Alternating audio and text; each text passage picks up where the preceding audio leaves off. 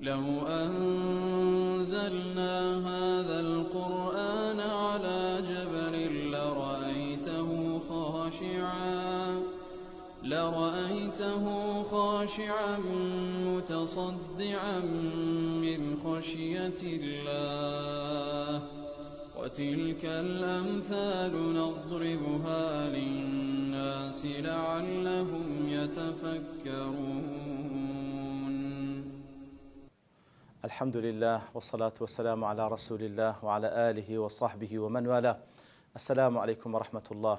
برزان خوش حالم لواني 128 لوان كان تفسير القرآن بيروز بهم وخزمتان بس رزامندي خوي قول وهي وادانم اي ازي السودي لور بقرن.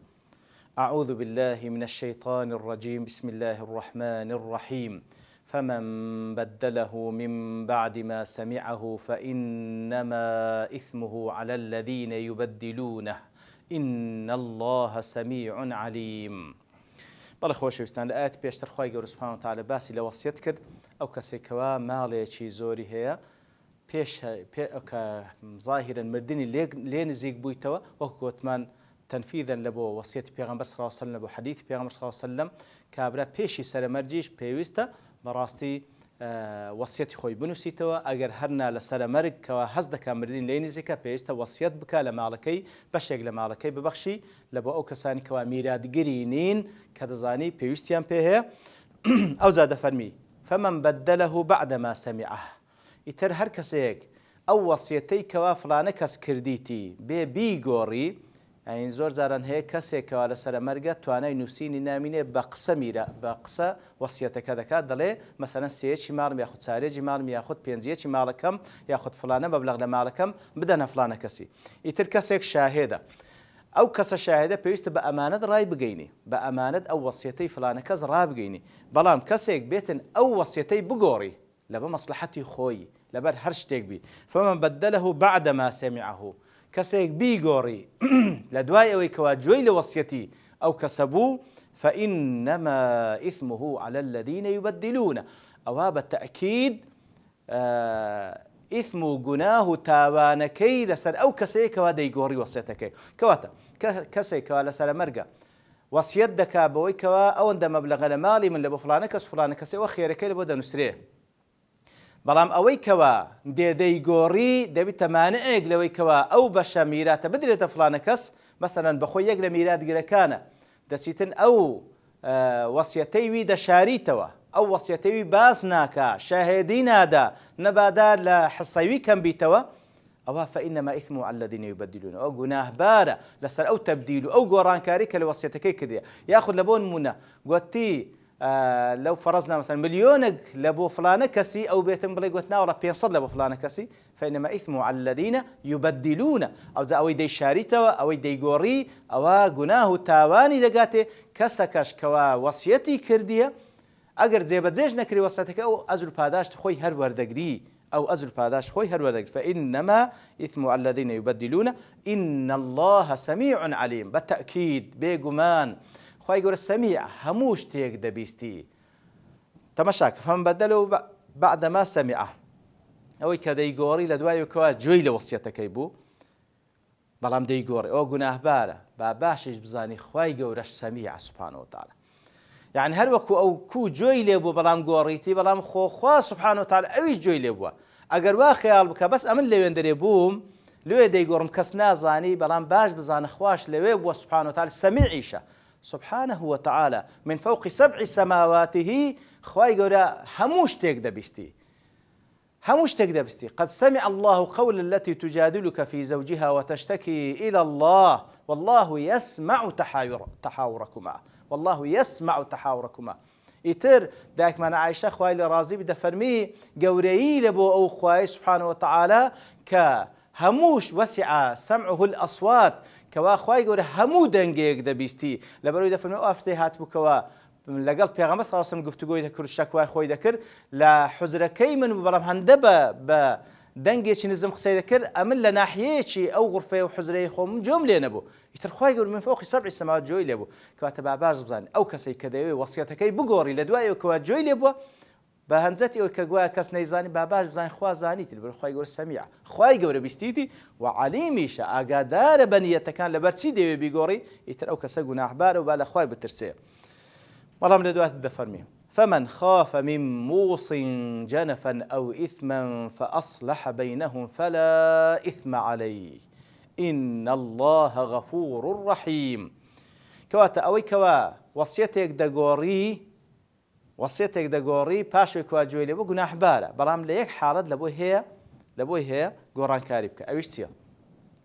فمن خاف من موص جنفا أو إثما ئەوەی ترسا لەو کەسێک کەوا وەسیەت دەکا موسی ئەو کەسێک کە وەسیەت دەکا هەر کەسێک ترسا لەوەی کەوا وەسیەت دەکاتن غەڵەتێک بکات جەنەف یعنی خەتە ئەو ئیثما گوناهێک بکات زوڵمێک بکە لەو حاڵەتەی فأصلح بين إصلاحی کرد فلا إثم عليه ئەوە گوناهی لەسەر نییە گوناهی لەسەر إن الله غفور رحيم کەواتە ئەو جەوەکو زانان دەفەرمون لە هۆرد و حاڵەت ئەو کەسەی کەوا لەوێ ئامادەیە فلانە کەس لەسەرە مەرگە وەسیەت دەکا حەز دەکا لە وەسیەتەکەی غەڵەت دەکا یعنی ئەو نازانیتن نابی لە سێیەکی ماڵی زیاتر ببەخشی دێتن دەرێ نیوەی ماڵم بدەنە فلانە کەسی پێ دەرێت کاکەوە مەکە گوناحباری لە سێیەکی زیاتر نابی وەسیەت بکەی ئەوە ئیحتیادیە یاخود لە پاشی مەرجی لە پاشی مردنی ئەو کەسەی دەڵێن فلانە کەس وەسیەتی کردێکەوە نیوەی ماڵەکەی ببەخشرێتن دەڵێتن کاکە گوناحە نابی ئەوها بکەن پێویستە سێیەکی ببەخشن لەبەروی لە سێیەک زیاتر گوناحە و ڕێگای پێ نەدرایە شەرعەن کەواتە لە حاڵەتێک کەسێک هەیە لە بۆی وەسیەت بگۆڕی ئەگەر بزانی کەسی ئەو کەسێک کە وەسیەتی کردیە یان غەڵەتی کردێ جەنەف بە معنای غەڵەت دێ سەهو دێ یان غەڵەتی کردێ ئەو کەسێک کە وەسیەت کردێ یان هەر گوناهی کردێ بە قەزدی دەزانی ئەوها نابی بەڵام قەزدەن وای کرد لە بۆەوەی کەوا زەرەر بە میراتگرەکان ڕابگەین یعنی کەسانێک هەیە لەسەر مەرگ دەڵێتن منداڵەکانم لێیان ڕازی نیم لێ دەمەوێ ئیسفادە لە میراتەکەی نەکەن میراتەکەم هەمووی لە بۆ فلانە کەس بی گوناحی دەگاتێ نابی ئەو وەسیەتە جێبەجێ بکرێ نابی لە سێیەکی زیاتر ببەخشرێ کەواتە ئیثمەن واتە بە تەعەمودی جەنەفەن واتە بە خەتە و بە سەهوو کەواتە هەر کەسێک زانی کەسی وەسیەتکار غەڵەتی کردێ سەهوی کردێ یاخود بە عەمدەن دەیوێت زوڵمێک بکاتن پێویستە چاک بکرێتەوە وەسیەتەکە گوناهیشی لەسەر نییە إن الله غفور رحيم لەبەرەوەی خوای گەورە بە تەئکید غەفورە مەغفیرەت و لێبوردنی هەیە وەروە ڕەحیمیشە خوای گەورە سوبحانه ئەو پەر ڕەحمەت و بەزەی هەیە بەندەکان موفەق دەکات بۆ ئەنجامدانی کاری چاک کەواتە هەر وەسیەتێک کە گوناهی تێدابی یاخود سەهو خەتەی تێدابی لە بۆمان هەیە دەستکاری وەسیەتەکە بکەین بهینەوە حەدی شەرعی يا أيها الذين آمنوا كتب عليكم الصيام كما كتب على الذين من قبلكم لعلكم تتقون لدواي أو أخوائي سبحانه وتعالى أو زاديستان بيا أيها الذين آمنوا أي كوملي باورداران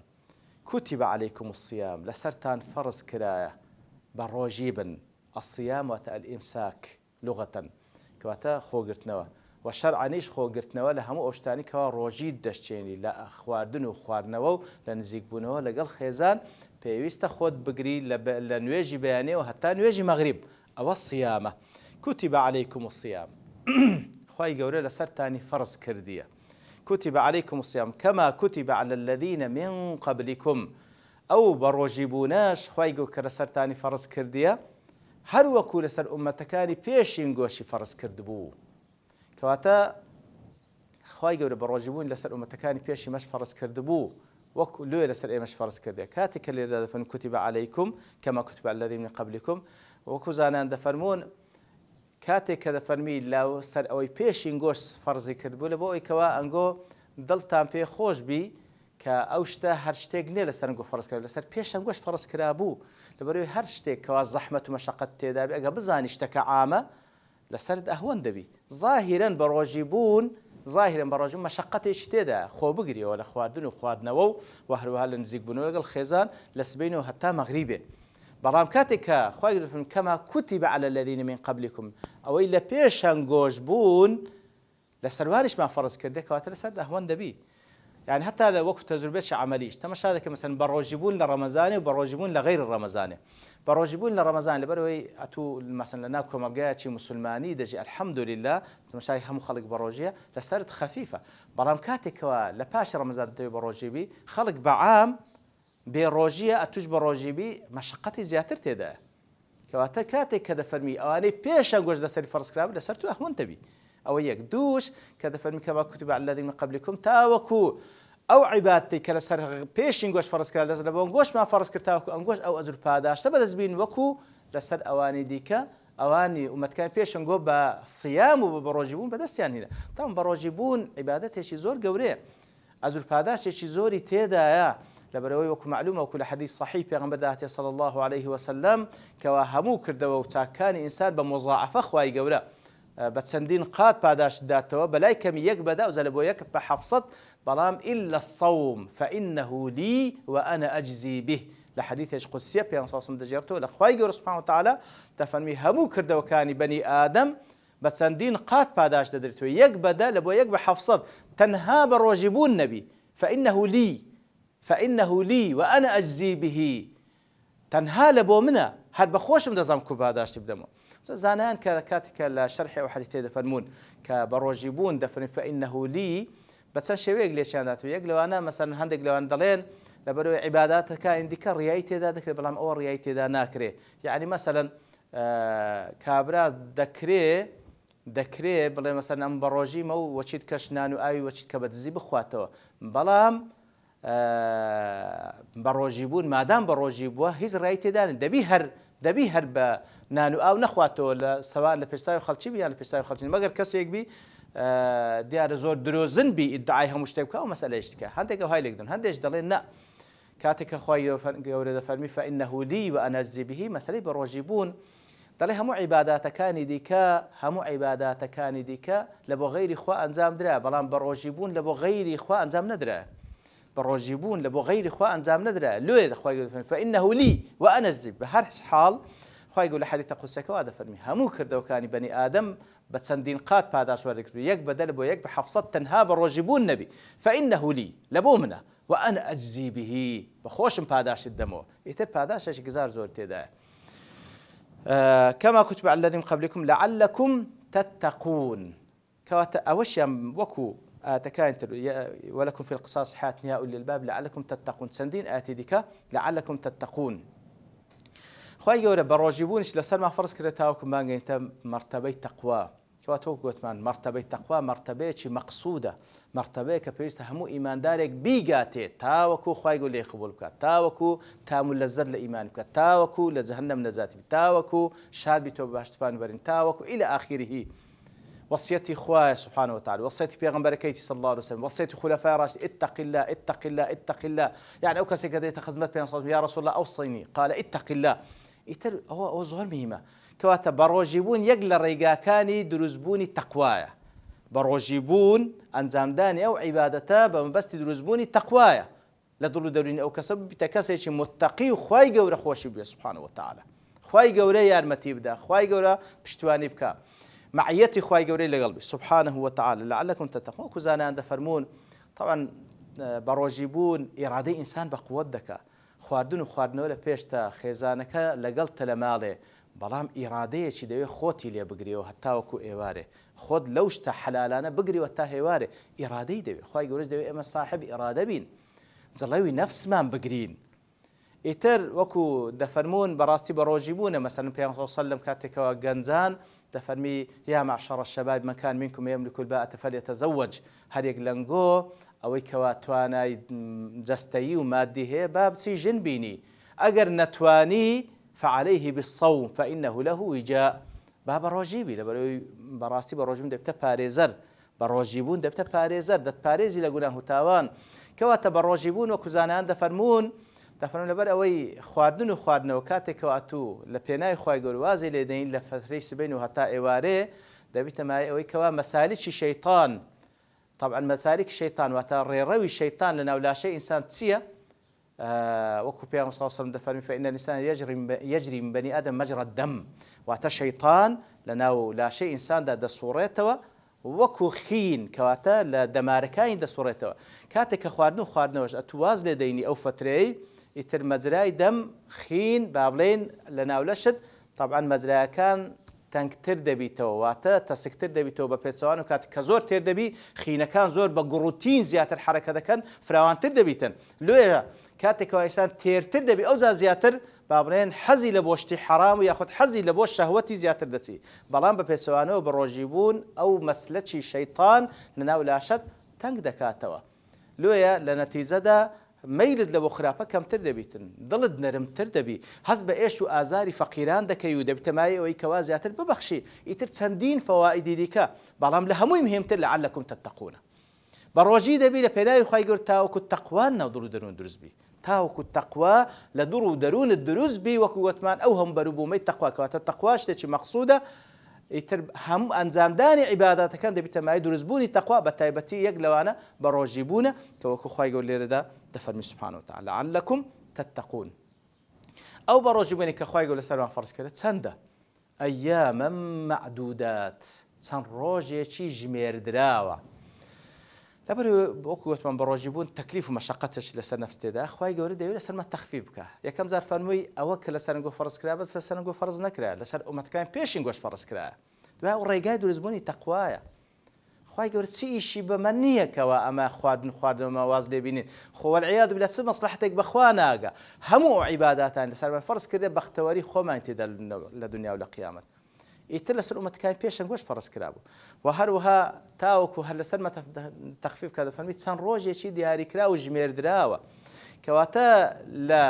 12 مانگی ساڵ لە 365 ساڵێکدا خوای گەورە 29 یان 30 ڕۆژی لەسەرمان فەرز کرد چەند ڕۆژێکی ژمێردراوە دەژمێردرێ کە ڕۆژێک ڕۆی دەمێنێتەوە مانگێک ڕۆژەکەم دوو ڕۆژ ڕۆی بەو شێوەی هەتاوەکو لە خلای چەند ڕۆژێک کۆتایی پێدێ ئەیامە معدودات کەواتە سەبرتان هەبی شتێکی ئەوەندە زۆر و قورس نێتە پێش ساوت ئەیامە معدودات چەند ڕۆژێکی دیاری کراوە کەواتە ئەوەش لە بۆ ئەوەی کەوا لەسەرمان تەخفیف بکە بە ئەهوەنی بکە و بەو شێوەیەکو شەیطان زۆر قورسی دەکا لەسەرمان نەفسی ئەمارە بیسوو زۆر قورسی دەکا وان نییە بەڵکو شتێکی دیاریکرا و شتێکی ژمێردرا و چەند ڕۆژێکی دیاریکراوە ئەوەی کەوا تێدا فەرمانەکانی خوای گەورە جێبەجێ بکە بە ئەجر و پاداشتێکی زۆرەوە دەگەڕێتەوە ئیتر دیارە ئەو ئاەتە زۆر شتی دیکە تێدامە لەوانەی داهاتوو بە پشتوانی خوای گەورە دەینەوە خزمەتی دين زياتر باسي لو دكين وصلى الله وسلم على نبينا محمد وعلى آله وصحبه أجمعين وآخر دعوانا أن الحمد لله رب العالمين. لو أنزلنا هذا القرآن على جبل لرأيته خاشعا متصدعا من خشية الله وتلك الأمثال نضربها للناس لعلهم يتفكرون